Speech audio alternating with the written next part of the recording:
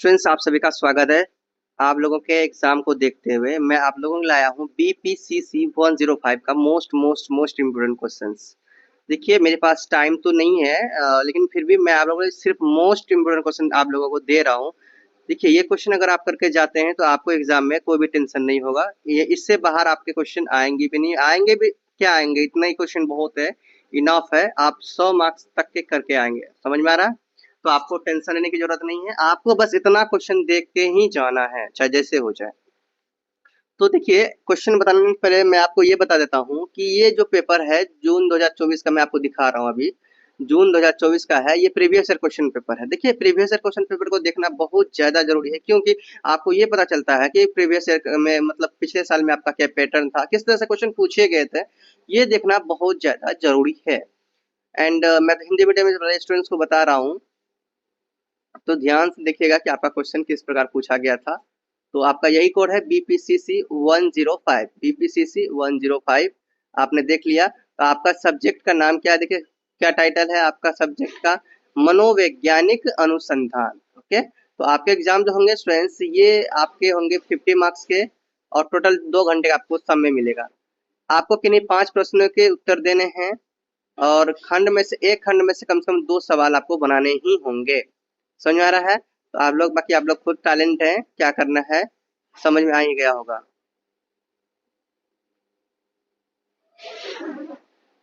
अब यहाँ देखिए खंड अ।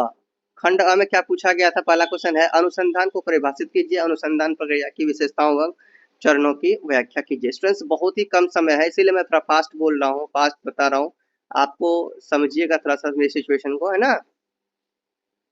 बाकी आप लोग देखिए, मैं जो गाइड कर रहा हूँ आप लोगों को, बहुत ही आपको सही गाइड कर रहा हूँ। आप लोग सही वीडियो में आए हो, सही चैनल में आए हो।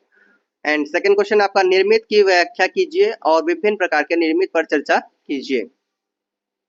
क्वेश्चन नंबर 3 है स्टूडेंट्स, आपका क्वेश्चन नंबर 3 पूछा गया था कि प्रयोगात्मक और गैर प्रायोगिक ना, प्रयोगात्मक और गैर प्रायोगिक शोध अभिकल्प में अंतर पर चर्चा कीजिए। तो ये क्वेश्चन नंबर 3 है। क्वेश्चन नंबर 4 देखिए, क्वेश्चन नंबर 4 है आपके, निम्नलिखित पर टिप्पणी देना है। तो ये क्वेश्चन 3 तक जो पूछा गया है वो 10 मार्क्स के पूछे गए हैं ना। तो 10 मार्क्स के पूछे गए हैं, तो आपको कितने वर्ड्स में लिखने के लिए कहा गया है, देखिए आपको प्रत्येक का उत्तर जो लिखना होगा कम से कम 3 पेज में, 300 शब्द में, मतलब 3 पेज या 2.5 पेज कम से कम लिख सकते हैं। तो इतना आपको लिखना ही होगा, तभी आपको 10 मार्क्स यहाँ पे मिलेंगे।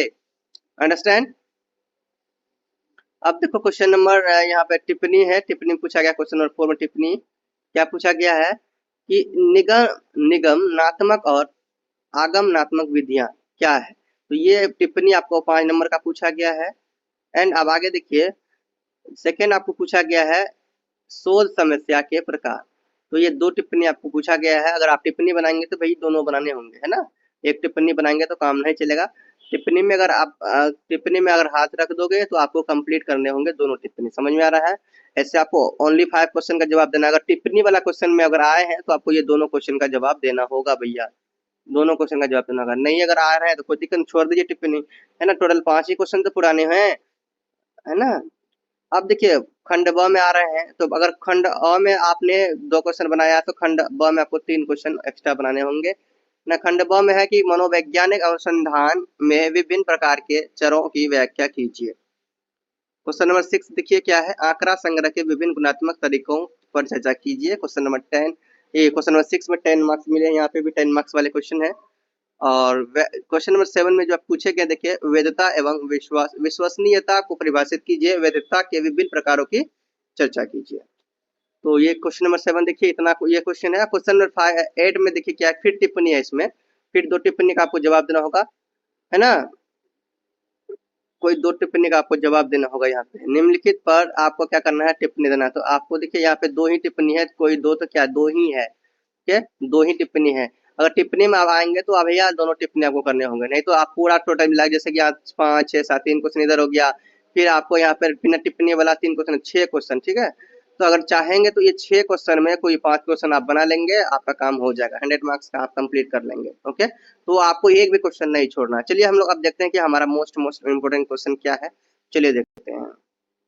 सो स्टूडेंट देखिए, ये आपका कोड है BPCC 105, मनोवैज्ञानिक अनुसंधान। ओके, ये मोस्ट इंपोर्टेंट क्वेश्चन है आपके लिए। अगर आप जून में एग्जाम दे रहे हैं स्टूडेंट्स या दिसंबर में एग्जाम देंगे 2025 के अंतर्गत, तो आप दोनों के लिए मोस्ट इंपोर्टेंट क्वेश्चन होगा।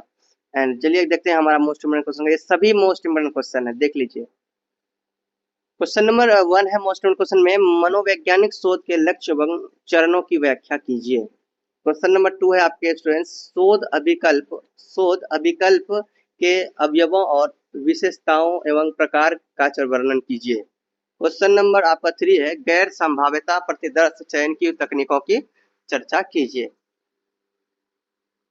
क्वेश्चन नंबर 4 है, मनोवैज्ञानिक शोध में नैतिक मुद्दों पर, या मुद्दों नहीं मुद्दों होगा, तो यहाँ पे आपका टाइपिंग करने में छोटा है, जो थोड़ा फास्ट है ना, फास्ट कर रहा हूँ इसीलिए छोटा है।